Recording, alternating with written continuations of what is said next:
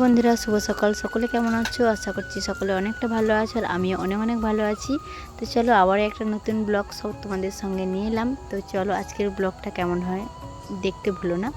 আজকে এক জায়গায় যাব বলে বেরিয়েছি, তো কোথায় যাচ্ছি তোমরা পুরো ভিডিওটা দেখলেই বুঝতে পারবে। তো আমাদের এখানে পাশেই তো মায়ের মন্দির আছে, নীলকুমারী মায়ের মন্দির, ওখানেই যাচ্ছি সবাই মিলে। তো চলো, এই যে চলে এসেছি ফাইনালি মন্দিরের ভেতরে। তো কিছুদিন আগে মন্দিরে মায়ের পুজো হয়েছিল, তার জন্য এখন হয়তো অতটা ভিড় হয়নি। তো আমরা এসেছি, মানে আমাদের হাঁড়ি হবে আর 3টে হাঁড়ি হবে। তো সেরকম ভিড় হয়নি, খুবই কম ছিল। তো এই যে দেখো, আমি লাইনে হাঁড়িটা রেখে দিয়েছি। তো আমাদের 1 নম্বর আর 2 নম্বর ছিল, তো প্রথমেই ছিল।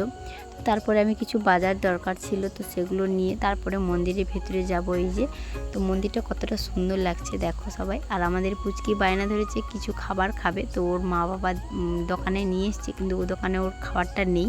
তো আবার অন্য দোকানে গিয়েছে ওকে নিয়ে খাবার কেনার জন্য। আর আমি এখানে মন্দিরের ভেতরে যাব বলে পাত্রটা ধুয়ে নিচ্ছি, তারপরে মন্দিরের ভেতরে যাব। তো তোমাদেরকে ভিডিওটা দেখালাম, কেমন লাগলো জানিও। আর আমাদের এখানে মন্দিরটা কেমন লাগলো সবাই মিলে জানিও। তো আমি অনেক দিন পরেই মন্দিরে এলাম, এই মন্দিরটাতে তো অনেক দিন আসা হয়নি।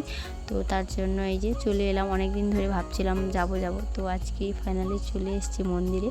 তো মন্দিরে এসে অনেকটাই ভালো লাগছে, কারণ কোনো মন্দিরে গেলে অনেকটা ভালো অনুভূতি লাগে, আর আলাদা রকমের একটা ফিল হয়।